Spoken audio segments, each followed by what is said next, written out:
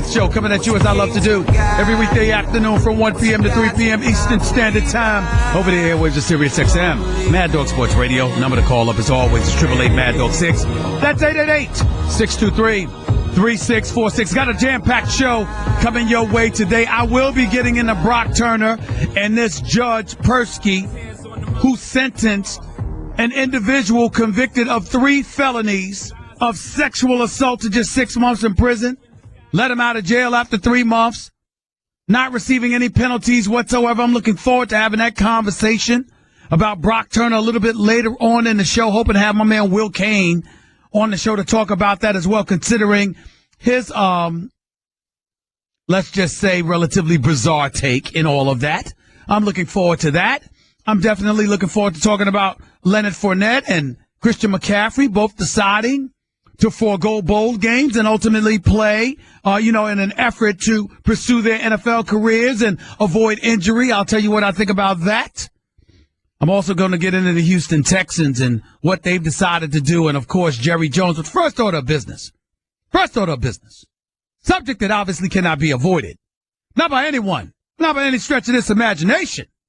Subject that can't be avoided is that of Mr. Washington Redskins. All of yous out there, all of yous, the nation's capital. As we stand here today, the nation's capital, y'all thought y'all had a problem with me before. You damn sure gonna have a problem with me now. Let it be said, right here on the airwaves of Sirius XM Mad Dog Sports Radio, the Stephen A. Smith Show. Let it be said that the problem, the chaos, the mess that exists in the nation's capital isn't solely about the presidential election, the president-elect, the president-to-be, who happens to be Donald Trump. Oh, no, not on this day. The mess that exists in the nation's capital has absolutely positively nothing to do with politics. It has everything to do with the Washington Redskins. I mean, what a joke. What an absolute joke they looked like last night. I mean, you just can't make this stuff up. I'm telling y'all right now, you can't make it up. The Washington Redskins went on Monday Night Football and stunk up the joint. The Washington Redskins, losers of 16 of their last 17 Monday Night Football appearances, if I remember correctly. I mean, if that number is true, and I believe it is, but double check it, Nuno. Double check it, Jonathan Winthrop, my producers extraordinaire. If it is true, I would like to announce right here on the Stephen A. Smith Show on Sirius XM Mad Dog Sports Radio, I would like to personally announce that the Washington Redskins should be banned from Monday Night Football until further notice. I mean, you got to be kidding me. 16 losses. 16 losses. In 17 tries? Why even bother showing up? Why is this team on national television? Why is this team on national television, specifically Monday Night Football? Results are the same. You show up, you underachieve, you disappoint, you make people miserable, and you clearly have no hesitation in ruining their holidays. You ruined Thanksgiving for Redskins fans by losing to the Cowboys that day. And now as Christmas approaches, what do? The Monday night before Christmas, you go up against Josh Norman's former team, stink up the joint. And as a result, in the process, jeopardize all your postseason aspirations. I mean, come on. You just cannot make this stuff up. You just can't do it. Watch the Redskins last night. Losers, courtesy of a 26-15 victory by the Carolina Panthers, Josh Norman's former team. This is what they are. This is what they had. This kid, Robert Kelly, who talked so much smack, calling the Cowboys the Cowgirls before the Thanksgiving Day game, hasn't had more than 63 yards rushing ever since. Yes, he had a touchdown last night. Do you know what he also did, ladies and gentlemen? He had 9 carries for 8 yards. That touchdown run he had 5 yards. That means the other 8 carries He rushed for 3 yards. I mean, you talk about pathetic. Come on now. Kirk Cousins, your franchise quarterback.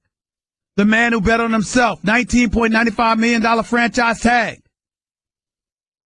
He showed up last night. Dudes were dropping his passes. Let's just call it what it is. Couple of good catches by Deshaun Jackson. Couple of bad throws by Kirk Cousins. But he had his numbers. 32 of 47, 315 yards, only 1 interception, only sacked 1 time. But other dudes just couldn't get it done. Deshaun Jackson, 7 receptions, 111 yards, targeted 10 times. Pierre Garçon, 7 catches, 78 yards. We get it. But they couldn't do anything. Jordan Reed, you know what? Do you know how stupid, ladies and gentlemen, you have to be? I'm not calling him stupid. I'm talking about his actions. You know how stupid you have to be to literally get into a fight with a dude on a football field where you literally close your fist and punch him in the helmet? That's what Jordan Reed did that got him ejected from the game. How stupid can you be? So he got ejected. Vernon Davis, only but so much he could do. Jamison Crowder, who I like a lot, only but so much he could do. Meanwhile, Jonathan Stewart ran all over the Washington Redskins. 25 carries, 132 yards. Ran all over them.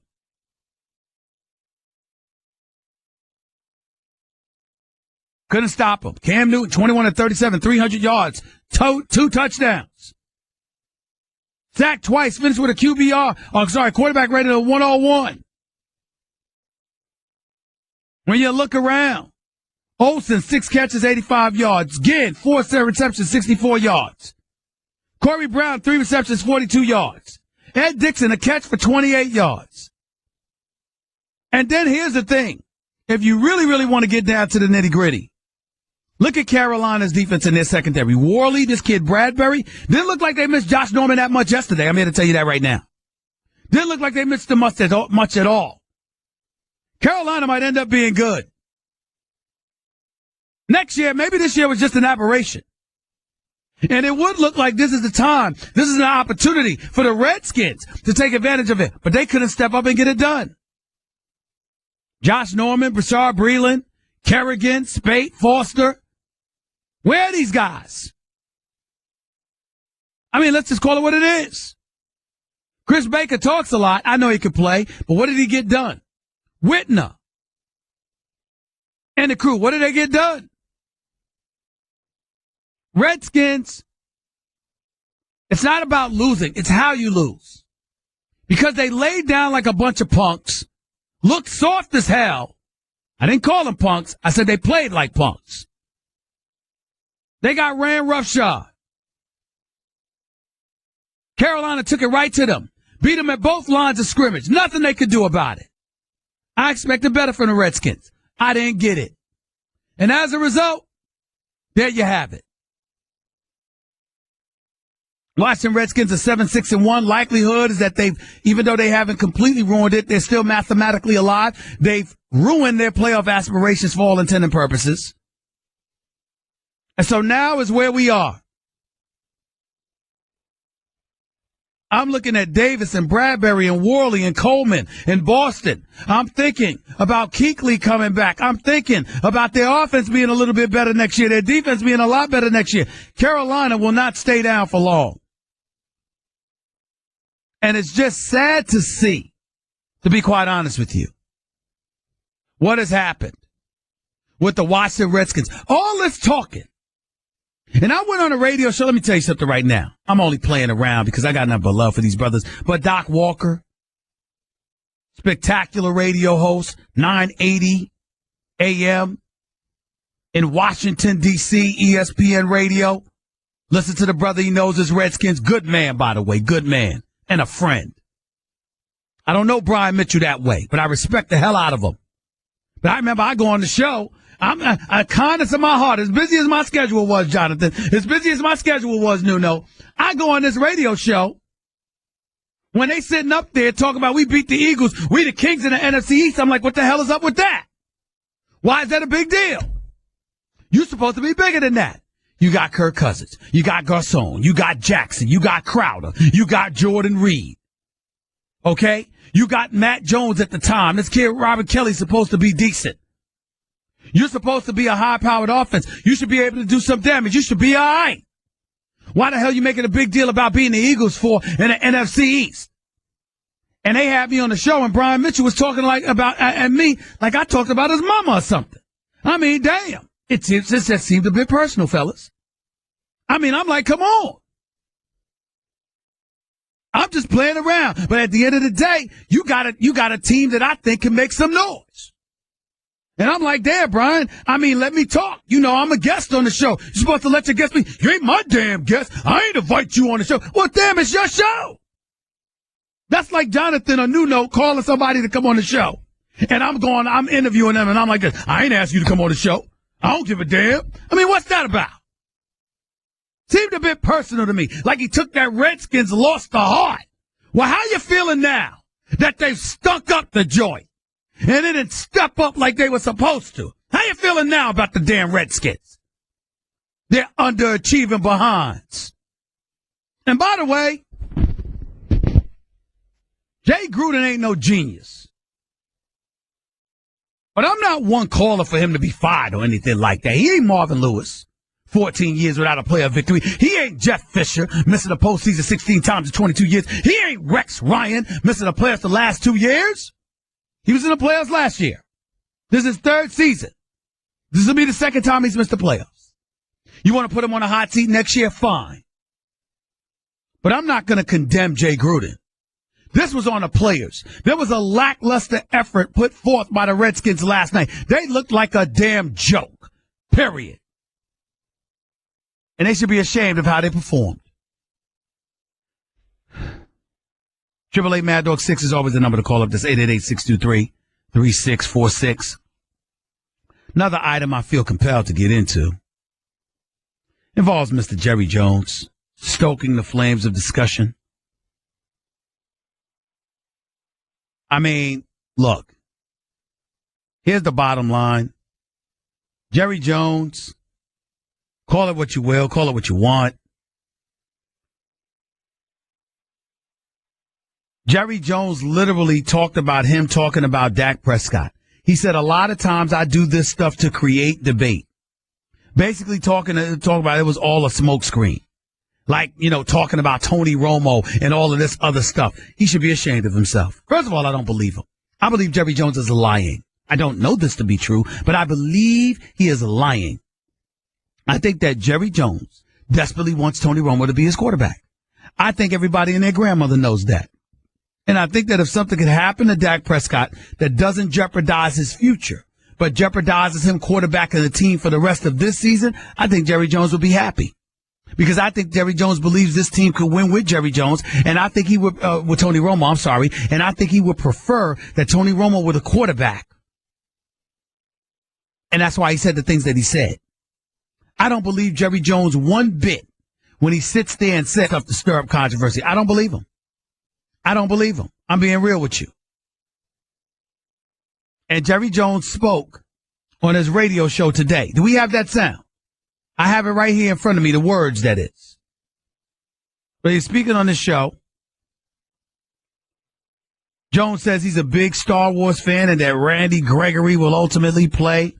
But then he goes on to elaborate about some of this stuff with Dak. He says, there's a whole lot of me that wants to involve as much as I can for competitive reasons.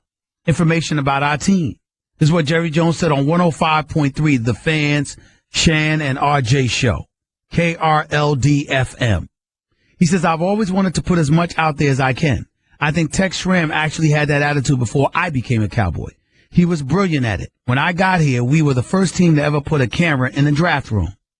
I'm very much into putting interesting things, at least things I think are interesting and could be interesting to other people out there. This falls in that category. I might give it a little extra twist.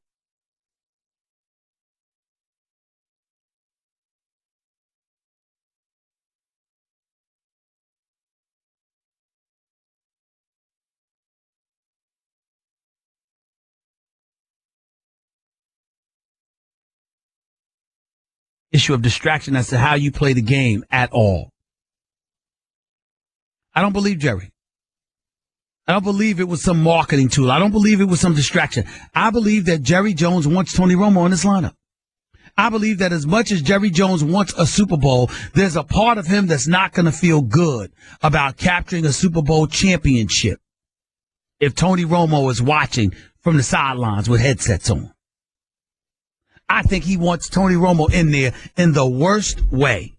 Not at the expense of a Super Bowl title, but if he had his druthers, he would prefer that they win the Super Bowl with Tony Romo than Zach. And what I hate about it is that Zach is playing and Zach is balling. Why would you say that about him? Distraction or no distraction? Clearly the kid knows you ain't rooting for him. I totally believe it. I believe that Jerry Jones, that's what he wants. And Tony Romo, that's who he wants in there, and Dak Prescott be damned. 888 Mad Dog 6 is always the number to call up. That's 888-623-3646. I'll get into some more football stuff. Savage and the Texans. That's something that's worth getting into, of course. Can't avoid that. Fournette and McCaffrey. McCaffrey's a big deal. Christian McCaffrey deciding not to play. What is it, the Sun Bowl?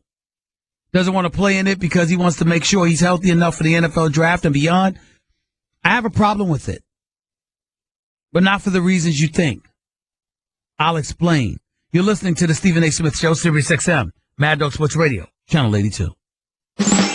Talking some of these football items, my man Keyshawn Johnson, morning show on 710 ESPN LA, NFL analyst for ESPN. He will be on the show with yours truly in approximately 10 minutes or so. Of course, the Brock Turner story, this kid out of Stanford, 20-year-old at the time, convicted of 3 felony accounts of sexual assault, ultimately gets sentenced by a judge with the sentencing with the penalty calling for 14 years, but the district attorney recommending 6. This kid is only got 3 months, before being released from prison. And the judge that allowed it to happen wasn't penalized in any way. They found no transgressions with his decision. So I'm going to have Will Kane, who shows up on First Take on ESPN2 with me at least a few times a week. ESPN2 First Take, 10 a.m. to 12 noon every weekday. It's moving to ESPN from ESPN2. It's moving to ESPN on January 3rd, by the way. So I hope y'all tune in. But looking forward to having him on early in hour number 2. Game day is here. It's the biggest day of the year, and you've never been more ready. You've got plenty of chairs, coolers, food, and drinks. Your grill is top of the line, and Cornhole is standing by. The only thing that could ruin this tailgate is a better tailgate nearby. One with HD entertainment from Dish on a 60-inch TV. The last thing you want to see is your pregame guests meandering away toward a brighter, flashier tailgate. Sure, you've got the pregame show buffering on your phone, but how could that compare to watching conference showdowns, pregame interviews, highlights, and conference rivalries in glorious high definition? Don't let your tailgate become the parking lot punchline. Visit dishformytailgate.com to elevate your tailgate with HD entertainment from Dish and the Playmaker portable satellite antenna. The compact, lightweight design lets you take it with you to all the big games. Get instant entertainment for your pregame festivities with no Wi-Fi connection required. Elevate your tailgate with the Dish Playmaker. Visit dishformytailgate.com today. And for a limited time, get free shipping on your Playmaker. Restrictions, obviously, do apply. To the phones we go at 888 Mad Dog 6. That's 888-623-3646. Mason in North Carolina. You're live with Stephen A. on Mad Dog. Mason, what's up? Stephen A., what's going on, man? Again, you're the best in the game, and you nailed it, man. I've been a Skins fan since I was 78. And they continually disappoint. They have a loser's mentality from the top down, man. I'm just sick of it, man. I just don't know what to say. Every time you need them to step up, they come up short. Absolutely, man. Absolutely. And do you think it's time for a coaching change? No, not at all. I don't think that last night was on Jay Gruden. Listen, they won last year. Okay? Yeah. Listen, Rex Ryan needs to go because he's had 6 years as a head coach, 6 consecutive years, where not only has he missed the playoffs, he hasn't even registered a winning record. You've got Fisher, I mean, this dude was 22 years, 16 times he missed the playoffs. You got Gus Bradley, who's 14 and 48 overall and never won more than 5 games in 4 years. Guys like that need to go. Jay Gruden was 9 and 7 last year, went to the playoffs. He's 7-6-1 this year. They're not awful. They got to tweak something here or there, but in the end, I'll put this on the players. It was the players that didn't step up. That ain't him. Yeah, it really was, man. I mean, missing tackles, just god awful. God awful. Yep. Okay. Yeah. Thanks for all you do. Appreciate it, man. Thank you so much. Appreciate you. Let's go to Tony in North Carolina. You're live with Stephen A. on Mad Dog. What's up, Tony? Stephen A., what's up, man? Happy holidays to you, man. Good hearing from you. Happy holidays to you. What's up? Likewise, man. Hey, man, I just want to, first of all, remove myself from being a Dallas Cowboy fan with what I'm about to say about Jerry Jones. Jerry Jones needs to shut the hell up. He is disrespectful and ungrateful for what all that Dak Prescott has been able to do to cause his team to have a winning record, after all the years that, man, we've been the walking piece of mediocrity, as you call us. You know what I'm saying? I mean, this guy has been balling, and Jerry Jones is just so ungrateful, man, and he needs to shut the hell up and show some support for this guy. Well, I like the words that you use because ungrateful definitely applies. Here is a man, Jerry Jones, that has not been to a Super Bowl, has not been to a conference championship game in over 2 decades. 2 decades. And finally, you got people looking at y'all and saying, this team is the team to beat in the NFC and possibly, arguably, the entire NFL. And right when they win 11 straight, Jerry Jones comes out with stuff, basically throwing shade on the cat, essentially saying, I hope something happens to Dak Prescott so Tony Romo could be up in here. That's basically what he said. Yeah, in a nutshell. And the thing about it is, man, what is so hard about Jerry Jones showing some support before the media world for his young quarterback? Because it would be at the expense of his adopted son, his beloved Tony Romo. You know what? That's what, from now on, Tony Romo, whenever I use the word beloved, I'm talking about Tony Romo. That's the beloved exactly. Tony Romo. That's Jerry Jones' beloved son, his adopted son, the beloved Tony Romo. That's what I'm going to call him from now on, the beloved. Absolutely. Did you see Tony Romo sitting beside Jerry Jones as they were watching Jerry's grandson? Yes, I who did. happens to be a quarterback. That's right. You know what? He's there. You know what? Let's have dinner together. Come on over, spend some time with the family. I promise you they'll be together Christmas morning. I promise you. Christmas with the Joneses, by all means. Exchanging Christmas gifts. Mark my words. Mark my words. Well, like I said, man, thanks for taking my call. But again, and I hope he's listening or somebody's listening, somebody please tell Jerry Jones to shut the hell up and support the young man. Got you. Appreciate you, man. Thank you so much. Trevor in Missouri. You're live with Stephen A. on Mad Dog. Trevor, good afternoon. How are you? I'm doing pretty good, Stephen. Thank you for taking my call. Go ahead. I called the past few times a while back talking about the Jaguars. And, recently news now is going on that they're highly interested in trying to get Tom Coughlin as the new head coach there again. Yep. And I just wanted your opinion on that. Like, do you think that might be a good choice, being that he's been out of coaching for a year? And also, he was the first coach with the franchise a few years ago, too. But I didn't know what you think about that. Is that a good choice, or should we go after someone? Well, let me say this. I don't want to say it's a bad choice. Tom Coughlin's a 2-time Super Bowl champion, who I believe got railroaded out of New York.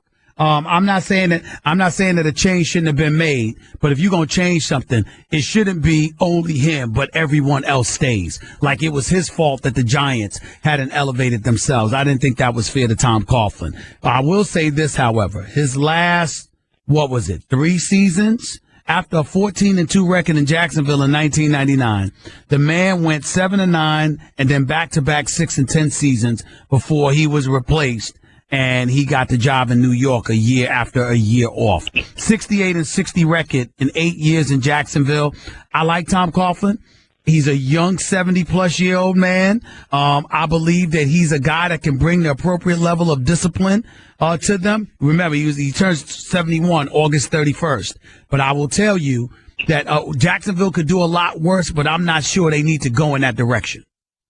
Do you have any ideas on who else they could get? Well, we don't know. Just like we didn't know about Tomlin, we didn't know about McCarthy, we didn't know about a lot of guys. So let's find out. I got to run. I appreciate the call. My man Keyshawn Johnson is on the line. He'll be with us next right here with Stephen A. Sirius XM, Mad Dog Sports Radio, Channel 82. Football on the radio and the television airwaves is because for at least a couple of years now, I've been receiving some free knowledge. It's not the knowledge I have to pay for. I simply go up to one of my boys, and he educates me about these things. He departed from the cold confines of Bristol, Connecticut, where it's 10 degrees today, to the sunshine and the palm trees of Cali, where he lives anyway, during a morning drive show, 710 ESPN LA, NFL analyst for ESPN, former star at USC, former #1 overall pick for the New York Jets. Just give him the damn ball.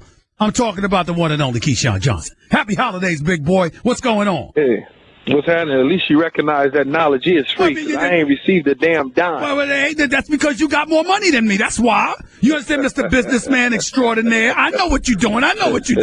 All right, you need to be giving me some of that money you making personally. But anyway. Yeah, we ain't going to start talking about money. Keyshawn Johnson right here with Stephen A. on Mad Dog Sports Radio. Redskins last night, man, did they just get outplayed or did they get punked?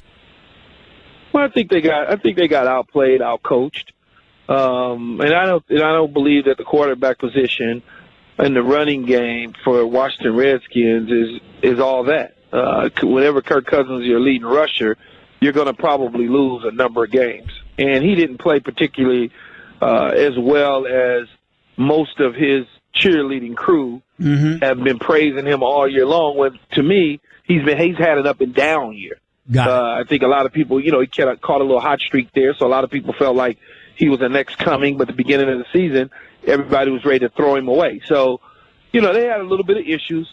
But Cam Newton played phenomenal. I thought they ran the ball well. I thought Greg Olsen did a good job in the pass game for a tight end. And so when you put all that together, you're going to win the majority of your football games. And Carolina has been able, whenever they've been able to do those things, they've won. Listen, I'm, basketball is my thing in terms of my reporting, but I get to a few football games. I talk to a couple of cats. I mean, I'm a cool brother. It's like that. People talk to me from time to time. And I remember with Kirk Cousins, even though he's got 4,360 yards passing, complete more than 67% of his passes, got 23 touchdowns, 10 interceptions. I've had a couple of people walk up to me, Keyshawn, and say to me, Stephen A., yeah, look at those numbers, but look at it with a third eye, man. This dude stockpiling those numbers, but he ain't necessarily doing what needs to be done because he's playing for a new contract instead of playing to win. Do you get that impression at all when you watch Kirk Cousins? No, I think he's playing to win. The problem is he's not winning at the level that you would pay a guy the type of money that is warranted for a top-notch quarterback. However, the market is the market. I'm not the general manager or the president. If you're asking me, I'm not paying him that way. If I'm a player and I'm playing in the league, I want everybody to get their money. But if I'm running the organization, he's probably not the first guy that I'm going to try to pay $100 and something million for. I mean, yeah, you could have statistics. You could have a poor first quarter and a half. In the last 2 minutes before the half, you could throw for 100. Then you could lose the game in the end in the fourth quarter, last 2-minute drives, you could throw for another 100. So I don't get caught up in the numbers games. I know a lot of these people on television and radio, these pundits, these ex-players, these ex-general managers or ex-personnel people, they all of a sudden get smart, real smart when they get on TV. But when you was running departments, you didn't think Kirk Cousins was all that. But now all of a sudden, he's played, I believe, about 30-some-odd games, and less than half of them have been stellar. So, I want the guy to get his money, but let's not fool ourselves. There's been Kevin Cobbs of the world. There's been A.J. Feeley's of the world. There's been Scott Mitchell's of the world. There's been Matt Castle's of the world.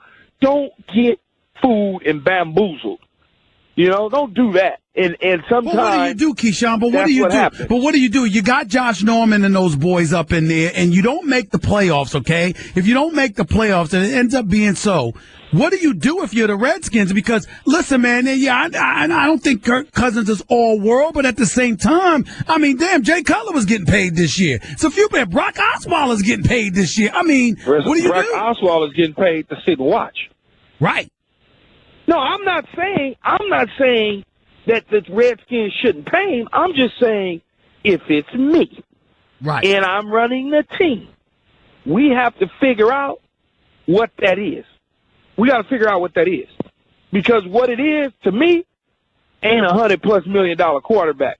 I don't care how you roll out the guaranteed money, but it sure isn't $100 million.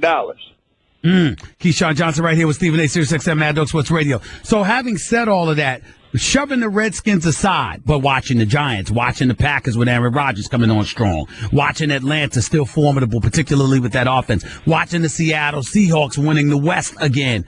Who's the number one threat to the Cowboys in the NFC right now, in your estimation?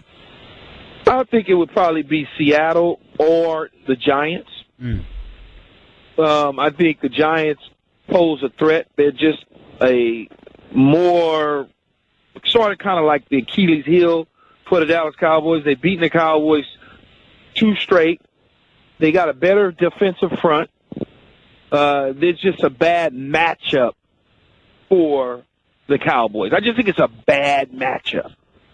It's just a bad matchup. And sometimes you get that. Not that they're better than, it's just a bad matchup. Got it.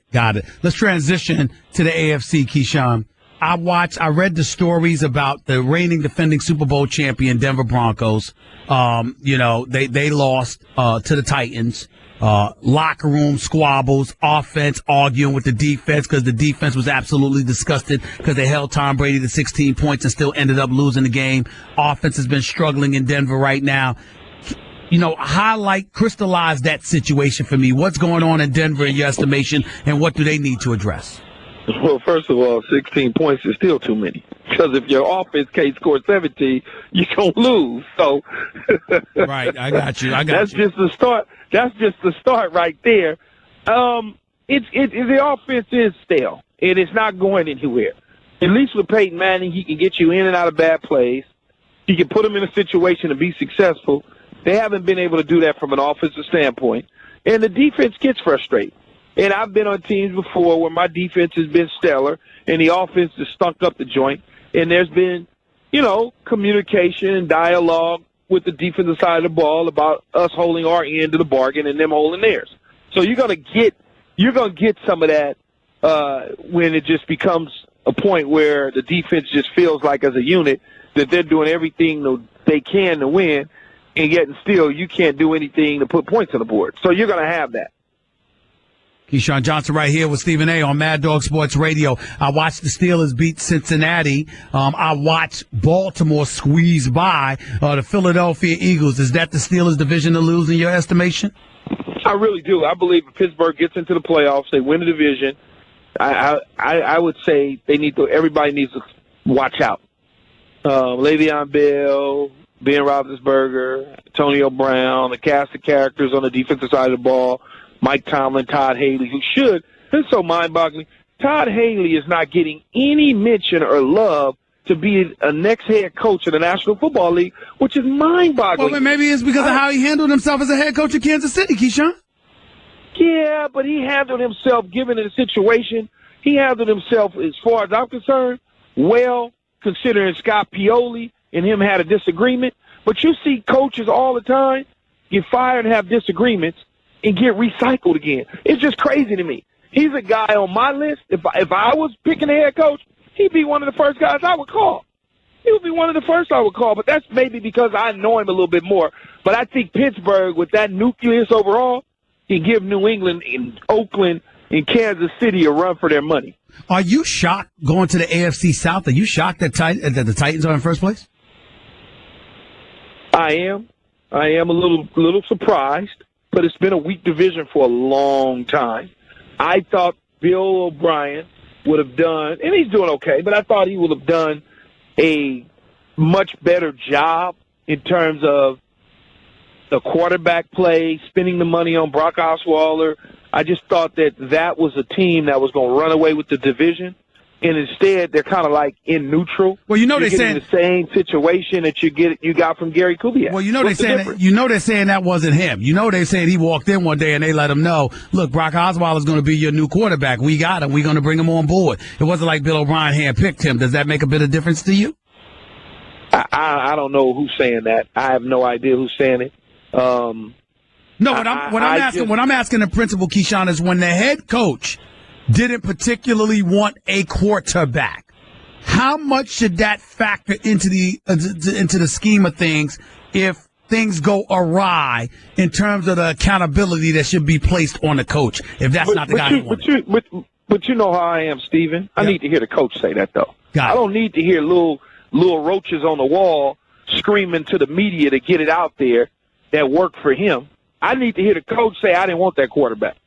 I really do, because it's hard for me to believe that an organization with a new head coach don't just pick a quarterback and give it to the head. It's hard for me to believe that they would do Bill O'Brien like that when they know that Bill O'Brien probably isn't going to go for that. Does that make sense to you? Yeah, it makes sense to me. It makes sense to me. He ain't going to go for that. Right. You ain't just going to hand him – you're going to hand him Stephen A. and Keyshawn right now and say they got to play for you. That's not – it just doesn't work like that. Right. So my whole thing is you can sell that to somebody else, okay? Mm. He looks just like Brady to a degree. He looks like Hackenberg to a degree. He looks like all them Ryan Mallett, all them other bums that you done trolled up in there. He looks just like them. Now that it done went south, somebody is saying it ain't my fault. It's his fault. I want to hear him say that, though. That's all. Gotcha. If he say it, then I believe it. Keyshawn, before I let you get on out of here, obviously you're doing your thing, morning radio in Los Angeles. We all know that Los Angeles was in the news over the last week to 10 days or so. Jeff Fisher is gone as head coach for the Los Angeles Rams. Haven't had an opportunity to speak to you since that decision came down. What were your thoughts when it happened? What are your thoughts about it now? You broke up there for a minute, Jeff Fisher is gone as head coach for the Los Angeles Rams. What was your initial reaction when it happened? What are your thoughts now? Didn't win enough. Stayed stuck in the Stone Ages on offense and didn't win enough. And he'll get another opportunity to coach because I believe, despite his record, what his record says, when you coach for a long time in this league or play for a long time, you're going to get statistics and you're going to have records. That's just what it is, plus or minus. I think if he changes and he takes a step back and he realizes pretty much my offense was the detriment of my problems in my career, and he figures out how to fix that, then he can go on to be a very successful head coach again. Hell no. Third time around. 22 years? I mean, listen, 22 years, the man missed the playoffs 16 times. Keyshawn, I don't think he should get another opportunity as a head coach. But do you really think that that's going to happen? Be honest with yourself now. I don't know. I'm thinking 22 years. Be honest with yourself. I am. Don't raise your voice at me, Keyshawn. Don't you get on me like you do on Sunday mornings and countdown. Look, man. I wouldn't be shocked. Hey, look, I wouldn't be shocked if he has a head coaching job in the next 3 to 4 weeks. Oh, damn. I wouldn't be shocked. That would be a crime. That would be a crime, seriously. It's the National Football League. Oh, my Well, why Lord. would you be surprised? Oh, I would be Mike sick. Mularkey got a job with the Titans, and his winning percentage was like 200. Oh, Why would you be surprised? Man, before I let you get on out of here, let me switch to college football for a quick second. Former star at USC, former coach Lane Kiffin goes from Alabama to Florida International. Your man Steve Sarkisian is now the offensive coordinator at Alabama, replacing Lane Kiffin. What did you think about all of that? Coach's rehab. Whenever you got issues, go to Nick. He'll help you out. That's how I look at it. And he'll resurrect your career. You become a head coach again when you coach on his staff as a coordinator. So I'm happy for Steve Sarkisian. You know, he has some substance abuse issues that he has addressed and probably continuing to address. I think it's a good spot for him. He gets the opportunity to see what it's like on the other side. And now, you know, Lane did the same thing where he had a bit of a coaching rehab, and now he goes on, in my opinion, took a lesser job than the coordinating spot at Alabama or LSU to be his own head coach. But he's got an opportunity to build a program, and if he does well there, then he could be the guy when Nick Saban walks away. Maybe they come back and get him to be the head coach. Who knows? Keyshawn, proud of you, bro. Keep doing your thing on morning radio in L.A. Keep doing your thing on SportsCenter with ESPN with your NFL analysis. Appreciate you, man. Happy holidays to you and your family, bro. You too, boss. All right, my man. The one and only Keyshawn Johnson right here with Stephen A. Sirius XM Mad Dog Sports Radio, 888 Mad Dog 6 is always the number to call up. That's 888-623-3646. You can check him out on 710 ESPN LA every weekday morning and morning drive in Los Angeles. Of course, you can watch him on SportsCenter doing his thing as an NFL analyst as well. Love the brother. We go back a long ways. Always good to talk to him. You're listening to Stephen A. Touch on Brock Turner, that former Stanford student convicted on 3 counts of felony sexual assault, but managed only to do 3 months in jail because a judge let him off.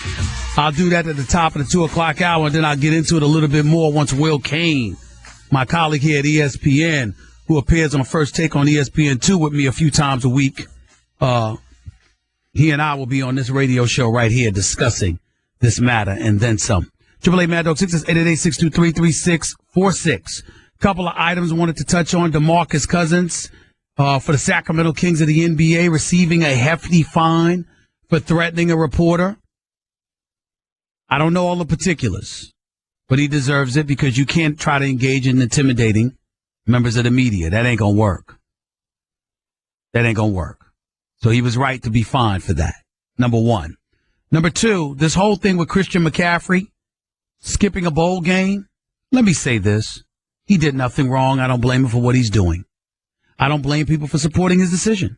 The NFL gets away like, the NCAA rather, gets over like bandits. I totally understand. It's a cartel, for crying out loud.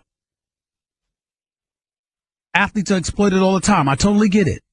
My only issue is, just like folks come to the defense of Christian McCaffrey, there were folks condemning Jadeveon Clowney because he was watching out for his health, because he wanted to make sure he was going to be healthy enough to get drafted by the NFL. I just want to remind people of that. That can't be ignored. 888 Mad Dog 6 is 888-623-3646. Let's go to Ed in Pittsburgh. You're live with Stephen A. What's up? Yeah, Stephen A., your position on this here, these college players, man, I think is a little bit off. Okay. A lot off. And I tell you what, the whole system is corrupt, as you just stated. You got AD coaches jumping from here and there, and the players who are used like pawns, they're young guys, they want to be held to a standard that the adults are not held to. Well, stop. I don't understand how you have a problem with my position. My position seems to agree with yours. Well, this morning you were seeming to say that the players, Stop right there. Stop right there. Here's what bothers me about what you just said. There's no seeming.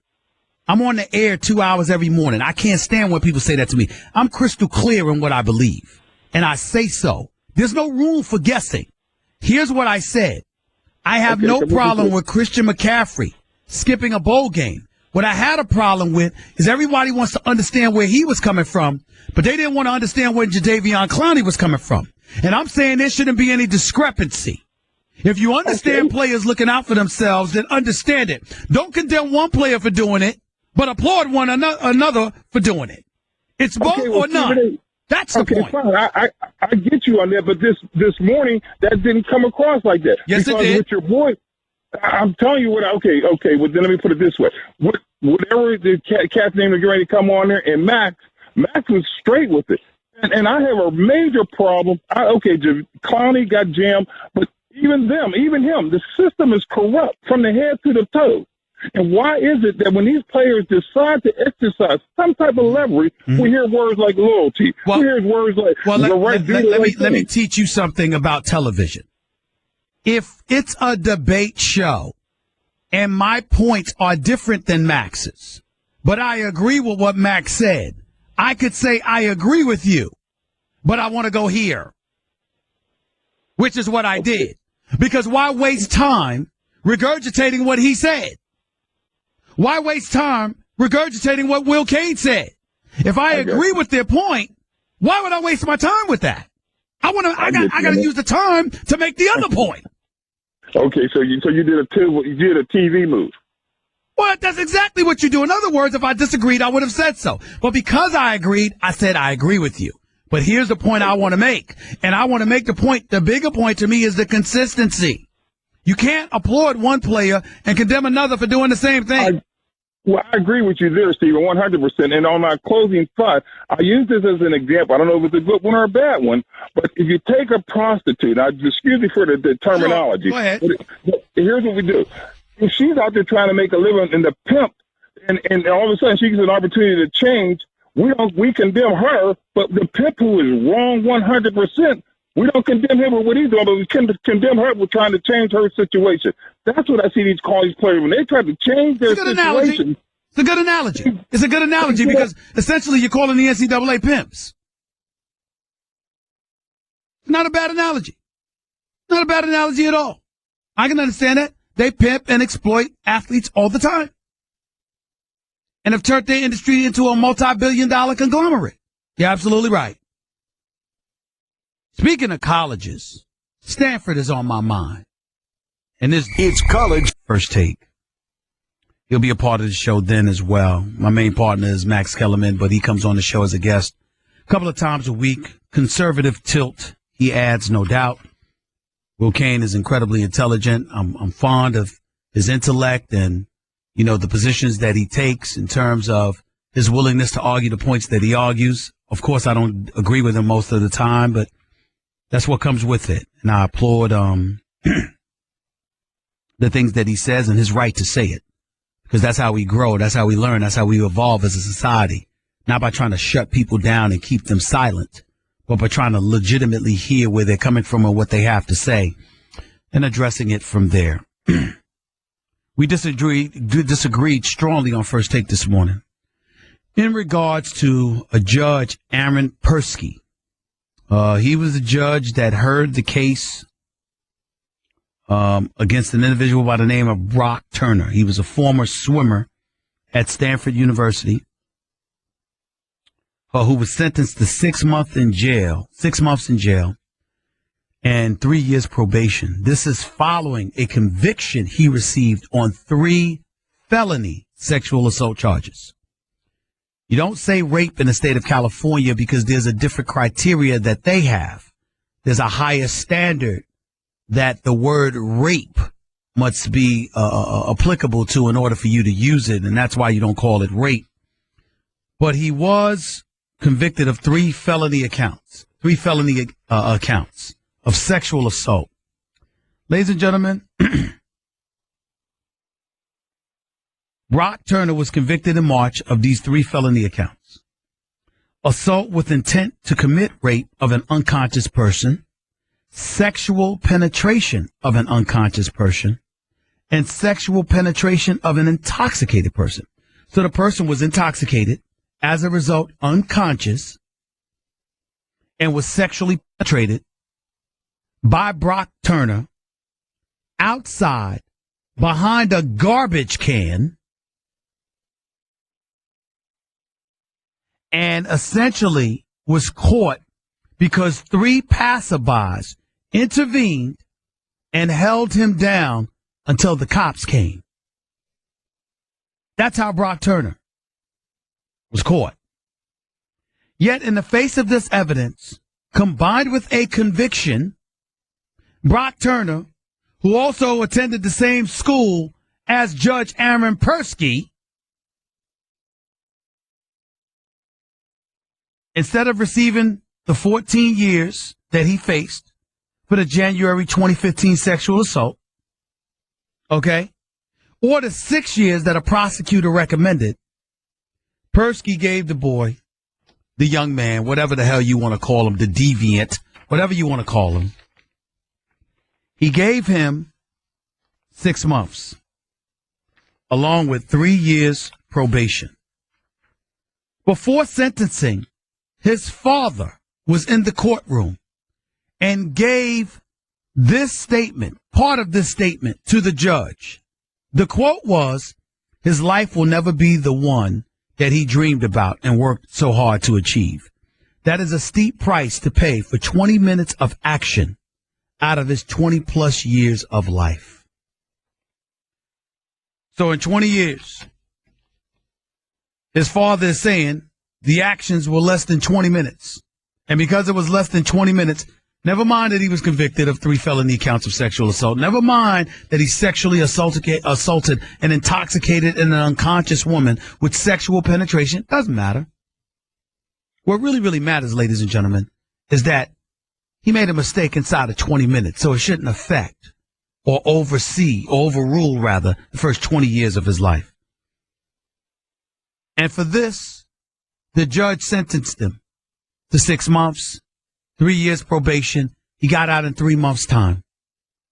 Now, I don't know about anybody else. I believe that this judge exercised a dereliction of duty as far as I'm concerned. I don't care what anybody says. I know there are people who will say otherwise. I know there are people who will look at him. I know there are people who will sit up there and they will say, hey, he operated within the confines of the law, all of this other stuff.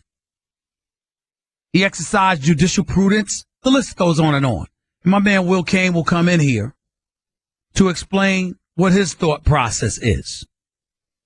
My issue is clear, and I'll let Will explain himself because, again, we may disagree, but I respect the hell out of him in his positions and his opinions on a bevy of matters.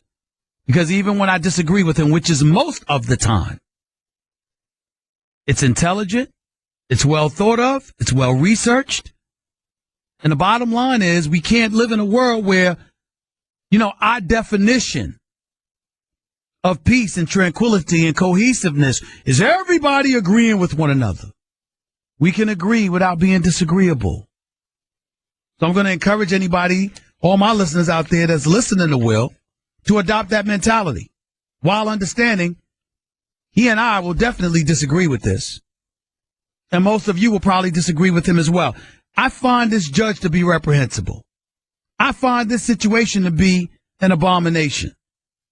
For this man to for this boy to only get 6 months, essentially 3 months, and then probation, I find to be utterly ridiculous. I also find this to be something that without question would not happen to a black person in this country. You sexually assault somebody and you only going to get 3 months? I don't believe that for 1 second. Where you're found guilty. Now, you might get off because you're found not guilty, but you ain't going to be found guilty and still get off. I can't see that. I just can't.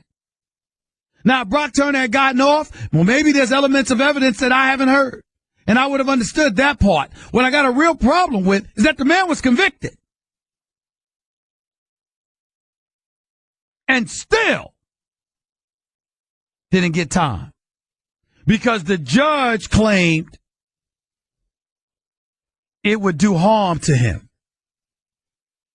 That's what he said.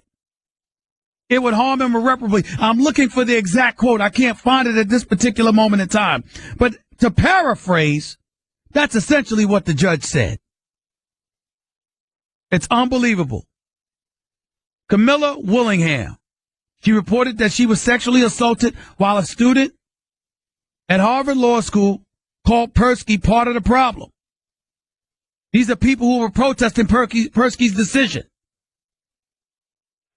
It's hard. It's just really, really hard to explain. But I'm sure Will Cain will do this subject justice.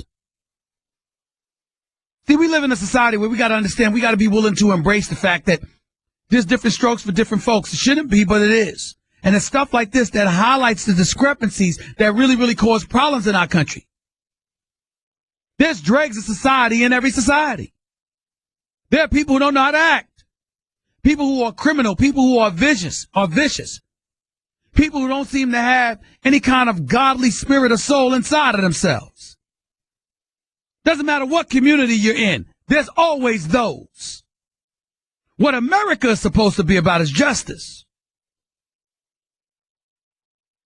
It's supposed to be about us being objective enough, as Will Cain would say, not emotional, not biased, but understanding fully and wholeheartedly that the evidence itself, in the interest of fairness, is supposed to dictate justice. And I don't think that happened in this particular case. I think this decision by Persky was an absolute travesty. I don't know, but I believe that it has something to do with the connection to another Stanford student. I certainly believe that if Brock Turner had been black, this would not have happened. He'd have did some time. He would have done some time.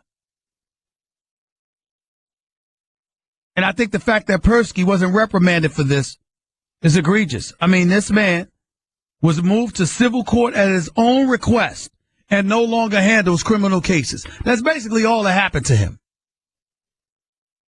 I don't get that at all. I don't quite understand it.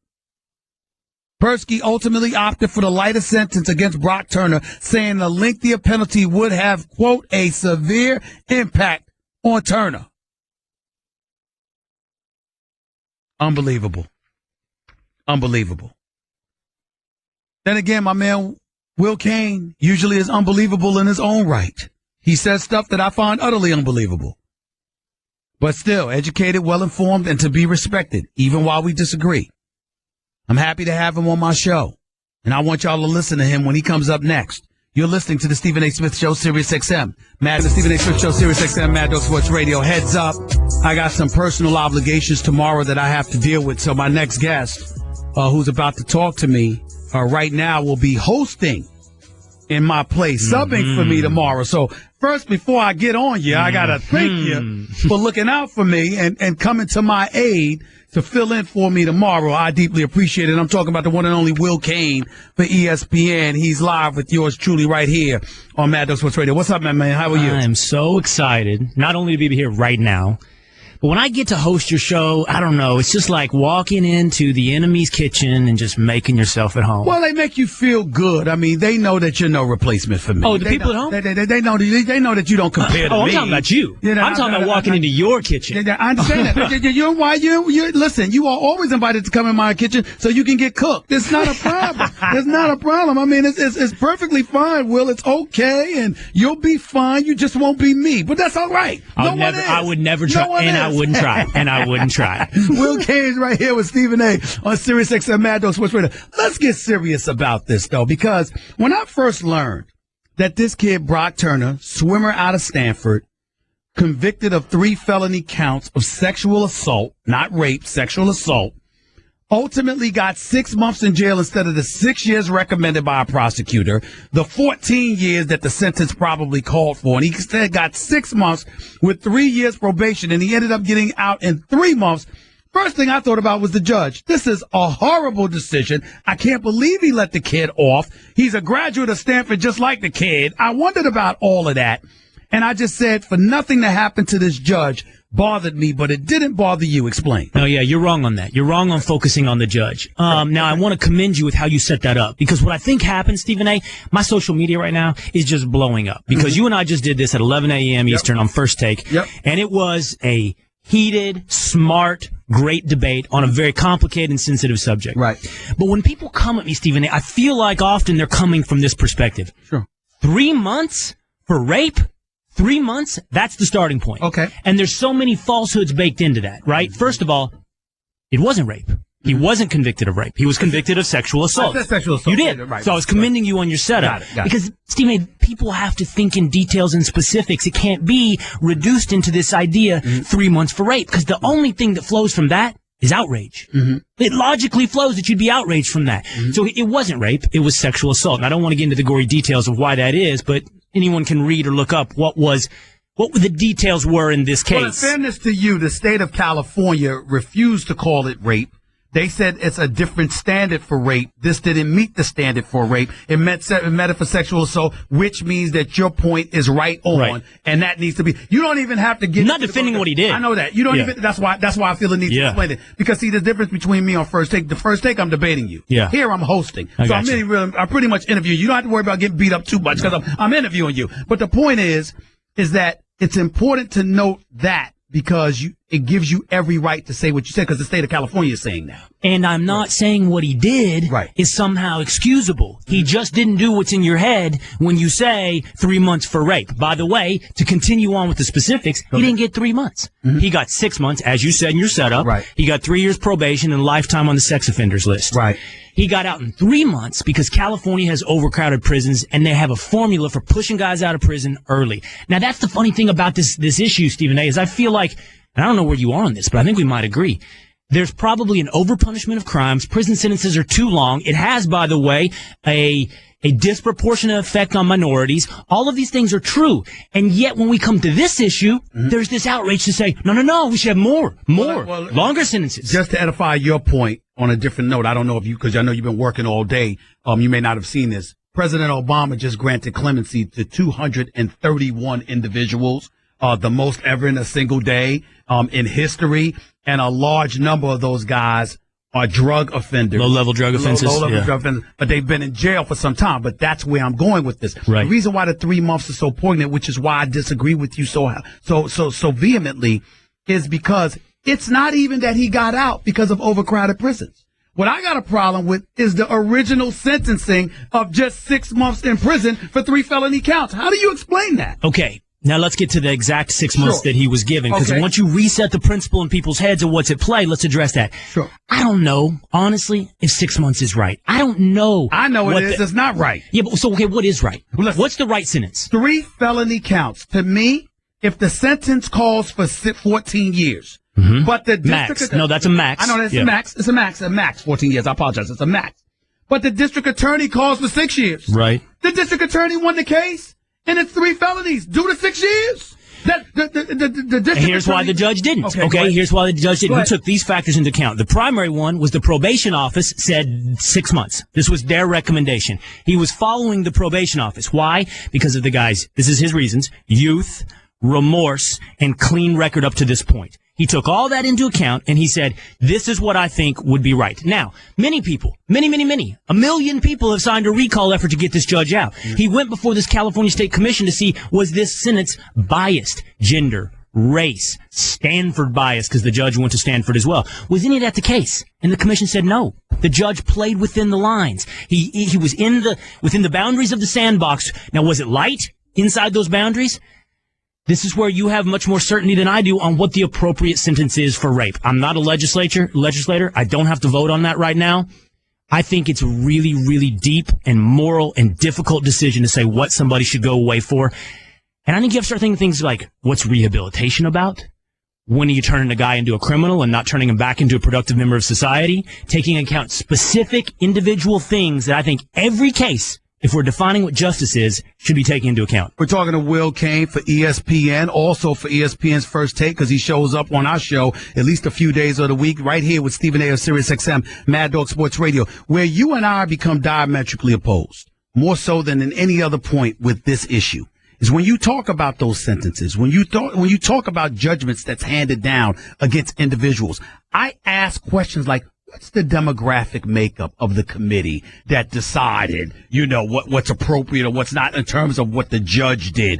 Who are these people that made this call? Because from an individual perspective, there are plenty of African Americans that sat back and go like this, excuse me, there's no way in hell we'd get convicted of 3 felony counts and we'd only end up with 6 months in prison for a sentence. All right. It just wouldn't happen. Race. Go race. ahead. We're going to do race. Go, let's do it. Let's do it. Not that we have ever shied away from it, the two of us. And in fact, the more we do First Take together or this radio show, whatever it may be, and we talk about race, I'll be honest with you. I want you to hold both these in your head at the same time, right? Okay, sure. I agree with you on many issues where race is clearly playing a role in the outcome of a situation. Fair enough. I think you point to it way too often. Sure. I think you personally see race as the boogeyman too many times in too many situations. Now this one right here. Okay. Do I think race could have played a factor? Yes. Do I think if Brock Turner was black, he would have gotten more than 6 months? Probably. I can't get in deep because I'm not the judge. I'm not there with the facts and I don't know his head. But I think it's very likely, based upon what we know, that black Americans get sentences, I think, on average 20% longer than white Americans for the same exact crime. But Stephen A., this is where I really push back on you. Okay. The answer to injustices to black people, getting sentences, prison sentences that are too long, is not to turn around and do the same thing to a white person. If Lady Justice wears a blindfold for a reason, and she has lifted that blindfold on occasion and treated black Americans because of the color of their skin differently, the way to fix that is to staple that blindfold to her face, not lift it when a white defendant comes in front of them. You have to be blind all the time to race, gender, socioeconomic factors, everything. That's justice. Well, let me respond to that. First of all, you say I look at race as the boogeyman. No problem with that. I accept that. Because as a black man, particularly one with a national television show and a national radio show, I'm a person. Do you realize that in the black community, I'm called the sellout half the time? I do. And in the white community, I'm called the racist half the time. I do. And by the way, have I said to you on this show, I truly respect what is your unpredictable thoughts and individual approach to everything. Yes, you have. But what I'm bringing that up to say, I go down the middle. You never know which way direction I'm going in. Now, you might sit there and say I'm bringing it up too much. What I would retort is most black folks are not on the air as much as I am. So it would seem like too much. But if you look at me, I go down the middle. I don't go. It's not. So you got white guys like me saying too much, and you got your black audience saying not enough. Too little. There you go. I'm right in the middle, which is exactly where I want to be because that says I'm fair. I got 4 hours of national airwaves available to me every day. So it's a little bit different to me. When you to the face, when you talk about the face of fairness and all of this other stuff, I get your point about just because it happened to white people doesn't mean that it's something that should happen to black people. I'm sorry, just because it happened to black people doesn't mean it's something that should happen to white people. Here's the problem, Will. It's usually not until it happens to white folks that folks in America stand up and pay attention to the discrepancy and inequity that takes place. And then all of a sudden, we're interested in evening the scales. So I don't wish for Brock Turner to suffer because he's white.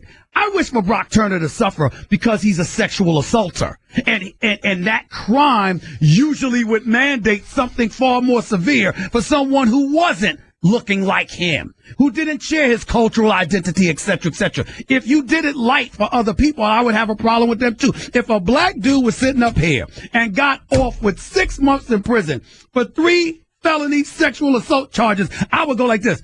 His ass belong in jail for a hell of a lot more than 6 months. I wouldn't let him off the hook because he's black. Now, let me tell you what I would do, okay? Because what do you think I'm hit with all day long? I'm hit with white privilege. Will only cares about it because he's white. Right. Will would never say this before a black man. That's not true. I know better than that about because you've been with me. That's right. And the truth is, I'm consistent on this. I want to focus on the individual and the specific and the facts. And I defer, honestly, to the accused. It's perhaps the fact that I went to law school or whatever, and I see the weight and the strength of the system, but I look at the accused with some sympathy. Okay. I did this for Greg Hardy. Mm-hmm. You know what? Greg Hardy's not a good dude. Greg Hardy's a guy that should be condemned in many ways. But when I saw the mob and I saw the outrage come, I knew that some details and some facts were getting swept under the carpet. And I know the same thing with Brock Turner and specifically this judge. Less so with Brock Turner, more so with this judge, that when the outrage mob proposes to replace the judicial system in this country, we are in deep, deep trouble. And if we can focus on people, not skin color, but character and individuals, we'll be right. I'd like to think I'd do that. I don't disagree with that. I'd like to think I'd do that. Whether it's Greg Hardy or Brock Turner or this judge, that's what I think I'm trying to do. Am I privileged as I do it? I don't know. That's up to you. No, listen, I think you're more than fair. I disagree with you 90% of the time, but I think your positions are always fair and well informed, and I respect that because it makes me better. We're talking to Will Kane right here with Stephen A. Sirius XM Mad Dog Sports Radio. In fairness to you, but in fairness to the women out there, let me put you on the spot and ask you this question. When we read the 3 felony counts, assault with intent to commit rape of an unconscious person, sexual penetration of an unconscious person, sexual penetration of an intoxicated person, what do you say to the women out there in this world that would sit up there and say, Will Kane, how much more do you need to know, damn it, to realize that this dude deserves more than 6 months? Well, I need to know a lot. That's what I would say to these women. I need to know the specifics of the case. As I've said several times, I need to know what exactly was involved in those charges and those convictions and his actions. I need to know what the judge took into account when he mitigated the sentence down to 6 months. See, the thing about it is, Stephen A., I really believe painting with the broad brush is wrong. And that means, as we just went back and forth about race, but it also means by gender. So I had on my social media people saying, how could you 3 have this discussion and not let Molly in? How could you not let a woman in? Well, as much as I do value that perspective, the discussion that we're having is the nature of justice. Right. And the nature of justice should not be predicated on any one single person's skin Because color. nobody was disagreeing with Molly. We all knew that she was right. YouTube was specifically. Right. But no, justice is a concept to be debated among individuals, regardless of race or gender. And that's what I would say to those women who see that I'm coming at it this wrong way. I'm just trying to deal with individuals and individual fact sets. That's all I'm trying to do. One other thing, people say to me, what if it was your daughter? You know, Max brought up that he has two daughters. He has three. He has three. He has three. I have two. Max has had more children than I thought. Well, go ahead. You have two. Okay, I'm keeping up with you. And quite honestly, Stephen, I have two boys. Right. Does that paint my opinion on this? They're both under the age of 8, but maybe I'm less sensitive in some way than men that have daughters. But I have a sister. I have a mother. I have 4 sisters and 8 nieces, by the way. Go ahead. And I know how you hold your mother in dear regard. You know my mama. You know that's my queen. But go ahead. People that say to me, how would you feel if it was your daughter or your sister or your wife? This is what I'd say. I would be livid, and I would want to exact revenge in my own personal way. But all of those reasons are why I'm not going to sit on a jury. I will not sit on the jury of anyone accused of a crime of someone related to me. I won't get to be the judge, and the system is designed that way because the way I feel emotionally, the system knows that's not the right place for that. It's almost like you're coming across as if you have if you have strong emotions about something, that you can't be objective with the facts. If no matter how emotional you are, if the facts present themselves to be a certain way, it's not like somebody's devoid of the ability to make those decisions. Yeah. And I think that when you're talking, Will, you're grasping a macro perspective because you're principled. And I get that. I get the principle. I totally get the principle position. But Will, what do you say to people that look at it and go like, damn, anybody can make an argument about something if you allow them to. Right. I mean, you can make the argument, but at the end of the day, if it's proven that you sexually penetrated an intoxicated person, that you sexually penetrated an unconscious person, that you violated their body and had to be held down and restrained by 2 passerbys, you got busted and you got found guilty. To me, the argument that we're having, your argument is stronger if we're talking about a trial that's coming up. Right. Let's find out more. But once you're convicted of a felony sexual assault 3 times over. But doesn't that count for something? Look, I think what you're accusing me of, I've been accused of for a long time in my life, notably probably by my loved ones, that I try to look at things sometimes too cold-bloodedly. Not, I'm not trying to compliment myself, but, like, I'm not taking human emotions into account on these things. And maybe I am open to that criticism. Okay. Look, the thing is, our judgments don't end at conviction.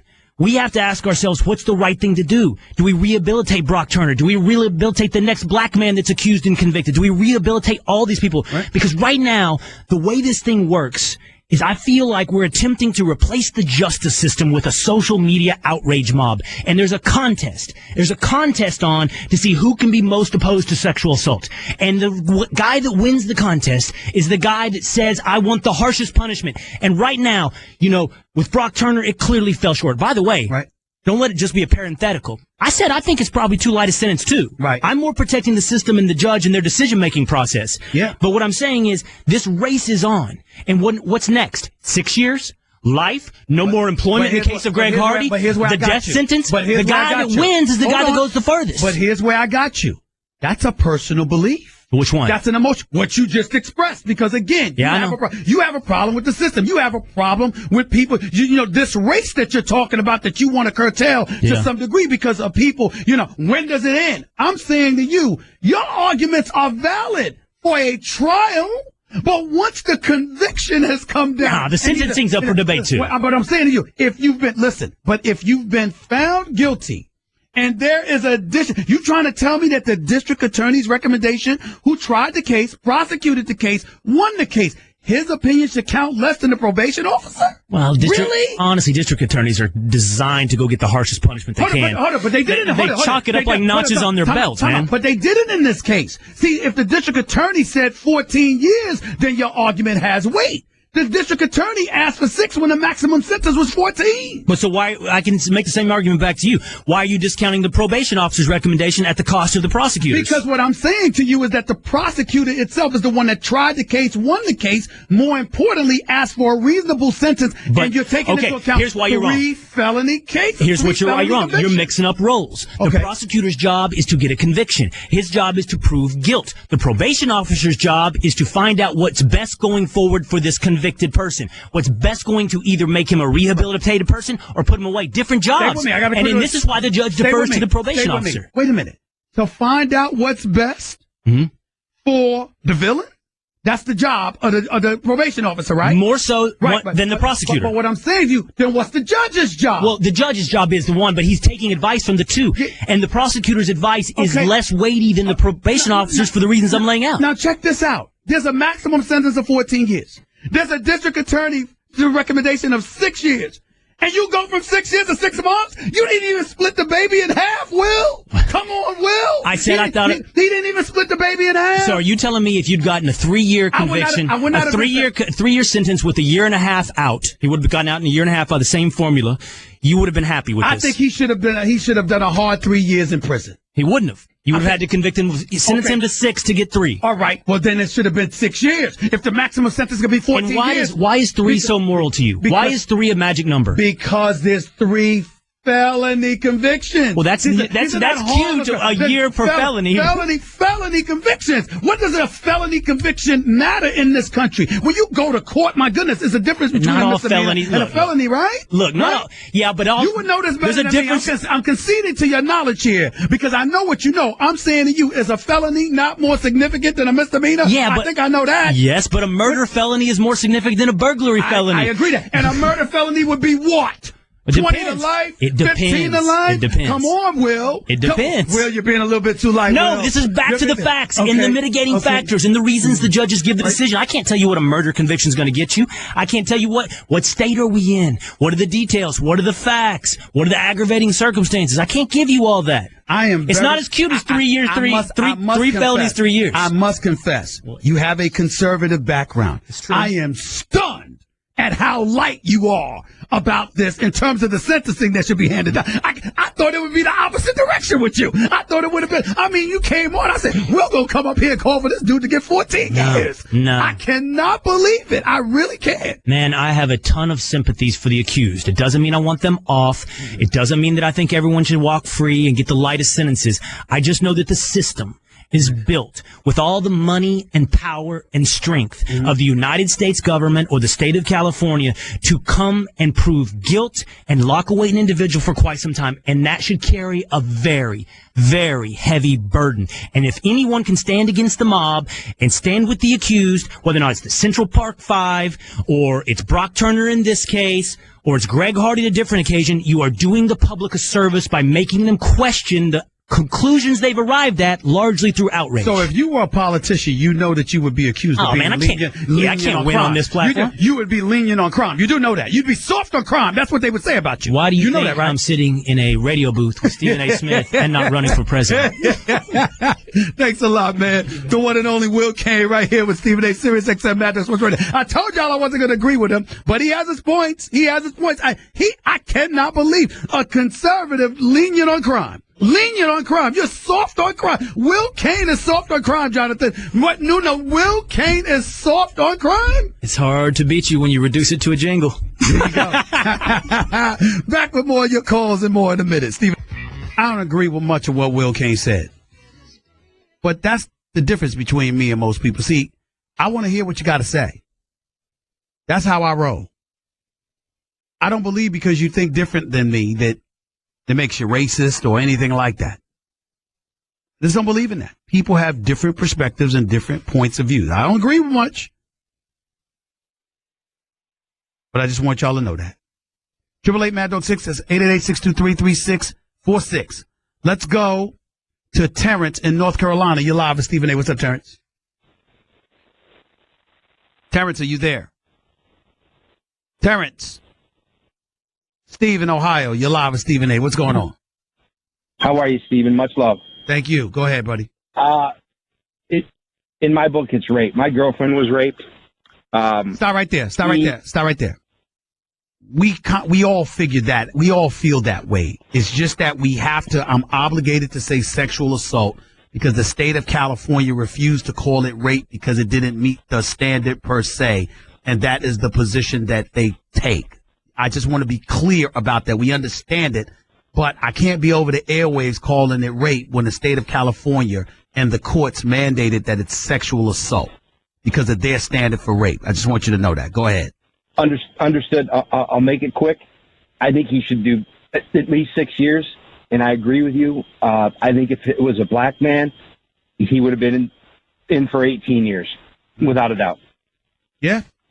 Much love. All due respect. Thank you, man. Appreciate it. Appreciate it a lot. Let's go to Mustafa in Vancouver. You're live with Stephen A. Talk to me, Mustafa. I'm doing good, brother. I hope your mom is doing well. I'm always pray for her. She's feeling very well. Thank you for your concern. Go ahead. This case with Brock Turner, okay. When I think about him, Brian Banks comes to mind with the craziness that happened to him. But one thing I want to emphasize heavily on Will Cain's comments. I know he was saying at the end of the segment on First Take he wasn't defending the judge, but at the beginning of the segment it certainly sounded like he was. I'm going to give you a different case that occurred on the very same day that Brock Turner was going on. This case was the similarities are they're basically the same. Both defendants come from, they're privileged. The one I'm talking about comes from Silicon Valley. He's an engineer. He beat up his fiancée brutally. The witnesses were there. The police report were there. The evidence was there. And he only got 72 days in county jail. And the same judge, Aaron Persky, gave him that sentence. Okay. And not only that, he gets to serve on weekends. So the point I want to emphasize on is this judge has a history of being lenient towards people that are privileged and towards people that have a higher class. Mm-hmm. And this is a trend that's been going on. It's not a one-time thing. And for anyone to defend this man is completely wrong and unethical. Okay. I understand. Yeah, and because brother, there's not. Well, listen. Will Cain made it very, very clear he wasn't defending any particular individuals. He has a problem with the system and what it does to those convicted and things of that nature. He has a general cause in that regard, and I thought he explained himself thoroughly. You don't have to you don't have to agree with him, but at the same time, you can't sit up there and act like he said something he didn't say. He wasn't defending any individuals. He feels totally different about that. He was defending something entirely different about the system. That's all he was doing. But go ahead. Yes, I definitely agree with you on that one, brother. But it's classism more than race is what I'm thinking here. And it's just it's something that voters vote on changing the laws, like Will Cain was saying. But at the beginning of the segment, it sounded like he was defending the judge, but he changed his narrative towards the end. I got you. I appreciate the call, Mustafa. Thanks a lot, man. Let's go to Mike in Georgia. You're live with Stephen A. What's up? Hey, how you doing, Stephen A? I just love how when the race is definitely involved in this. You got a white person who is not really defending but kind of making excuses for the justice system when there's an obvious equality. Just quick, I had a friend of mine who went to the club, and his friend, he was just a driver. His friend had a fight, and it was a physical altercation. The victim had significant injuries, and just because he was the driver, he spent 3 years in the penitentiary. So you telling me a guy who is convicted of 3 felonies is getting 3 months is just ridiculous. That's all I really have to say, Steve. I'm take your call offline. Hey, listen, I appreciate that, man. Thank you. You can't say it better. Don't tell me that 3 felony convictions can't get you at least 3 years in jail. That's just ridiculous. Just ridiculous. Buster in Boston, you're live with Stephen A. on Mad Dog. What's up, Buster? Hey, what's going on, Stephen A? Hey, look, I totally agree for everything you said. The man got what I ain't gonna say he got what he deserved. He got a judgment. It's the law, whatever. This is my problem. His father has the audacity to say he ruined his life over 20 minutes of action. Yeah. How insensitive. I'm not gonna lie to you. Had that man done that to my daughter and that father stood up and said that, he might not have made it out the courtroom. Exactly. So without me trying to do something to him. I'm serious. I couldn't believe that. The case has been out, but for you to come out and blatantly say something, man, I just can't. I can't even believe that people still would say. I'm gonna say I can't believe that he said it out his mouth. Pretty. Yeah. Point. Yeah, absolutely. You're absolutely right. No disagreement here, man. Appreciate it, Buster. Thank you so much. Mo in Florida, you're live with Stephen A. on Mad Dog. What's up, man? Hey, Stephen A. Nice talking to you, man. It's my second time calling. I'm a long-time listener, Stephen A. Thank you so much. I've heard your opinion on those kind of charges for quite a while, Stephen A., and I'm a big fan of yours. Here I am. I'm a black man, and I'm going to give it to you from a perspective from the inside. See, I went to prison, and I spent 8 years in prison for a sexual battery. And yeah, it's true. They don't say rape now, but they call it sexual battery, sexual assault. But when it comes to us as black people, I went to prison, no DNA, no having sex, no nothing. They didn't want to hear anything about that, about what the probation officer says and all this stuff. They don't care anything about that because when you're black, all they see is, hey, the state say, well, we'll give him 15 years and that's the least we'll go. That's the least that we'll go. I have a friend who didn't have sex with a woman either. This guy, all that about what goes on in the case, there's a different set of standards. My friend, he went to prison and he did 2 years, but we have to register as a sex offender for the rest of our lives. And not only that, they're telling me that you can get convicted of three felony counts. A district attorney tried the case, and the district attorney's word doesn't carry as much weight as the probation officer. That doesn't make sense to me. There's no sense at all. I understand Will Cain said that he has for the accused. But me, it insults me. It insulted me when, what's his name, got off from killing Trayvon Martin. I cried, Stephen A. I cried. My family had to talk to me because it had me feeling less than a man.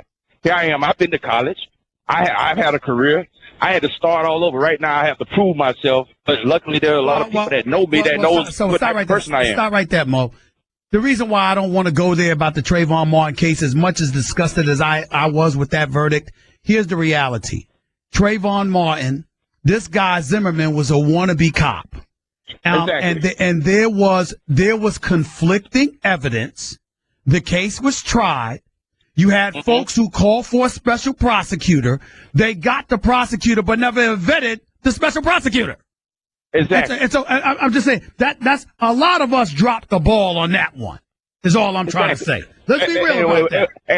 And it just, Stephen A., my time in prison, I ran into guys, that had been in there for 20, 30 years, and they came out with a record, with a thing saying they have 2 years to get their DNA tested. One old guy had been in there 28 years, and he looked at me and said, Mo, I've been in here for 28 years, and now they know that my DNA doesn't even match, and I still have to sit here just for them to let me go. But if there was another guy, he'll be all over the news, and they'll turn him loose the next day. I got you. I got to get to some more, Mo. I get you. I get you, man. Stephen A., I want to say one thing, brother. You keep doing what you're doing, and I appreciate it. I even listened to Joe Madison this morning because of you. Thanks a lot, I appreciate all the things that you guys are doing, man, and I pray for your mother because I had a mother pass from cancer. I appreciate that. You just keep your head up, man. Thank you, my man. I understand. Thank you. God bless, and keep listening to my man Joe Madison every weekday morning, 6 a.m. to 10 a.m. Urban View Channel 126. Girl Karen Hunter comes on from 3 to 6, by the way, same channel. Make sure you check her out, too. Jay, in California, you're live with Stephen A. What's up, Jay? It's Stephen A. I love you, man. I love your show. Love everything you do. I'm going to make this real quick because I know you press up against time. Yes, sir. If you can, on one of your shows, can you touch bases on cultural conditioning? Because you said that, and ever since you said that word, it's been stuck in my head. Joe, hold on, talking about Joe Madison. I can't take credit for it. Joe Madison on his Sirius XM channel 126 every weekday morning. He says that all the time. I got it from him. I got it from him. It wasn't mine. It was his. Go ahead. I'm gonna tap into that. Two, I wanna commend Will Cain, and because I think it's hard to make that argument that he made without having an undertone that most Caucasians can have. And I think Mark Schlereth is another guy that could give you his perspective without having an undertone. That's and right. Then you just mentioned two great guys, by the way. Add a guy like Merrill Hodge into the mix as well. I mean, Merrill Hodge is special, man. But Schlereth is great too. Will Cain is great, and my man Max Kellerman is great too. Go ahead. Max Kellerman is the man. But also want to say, too, for all those that don't live in California, and I'm not making an argument for anybody, I would never do that. I know that it's a lot of, minorities that get a rough end of the stick, but in the Bay Area, that's sort of how things are done. I have friends that have done worse. Well, okay, excuse me for saying worse, but I've known people to do things to where you would think they would get 10, 15 years, and that's not the case. In the Bay Area, it's not just that, Judge. They're in Oakland, in San Jose. It kind of gets tricky once you get to like places like Sacramento, because that's no longer the Bay Area, or Stockton and things like that. But when it comes to Oakland, San Jose, Hayward, Richmond, cities like that, that's sort of the bar when it comes to the law. You're not going to get, and I don't want to speak like there's not people who haven't got this, but I've known people who've got caught with enormous amounts of drugs who only got like a year or 2 years. I think it's more of right. To get the Go ahead. I got to interrupt, Jay, because I got to get to another caller before I get on out of here. So, listen, I appreciate it. Call back tomorrow when we have more time, and I'll let you finish all your points, my man. Just call early, all right, buddy? Thanks so much for calling. Let's go to Darren in South Carolina. You're live with Stephen A. What's up, Darren? I'm doing well, man. Nice to be on your show. Thank you. A&T Aggie. Criminal attorney, and just had a case today, sexual battery. Young black man, no sexual intercourse, no nothing. Masturbation case that he got 20. I'm sorry, I got to rush you. You got like 40 seconds, so go ahead. This young man got 20 years suspended to 18 months.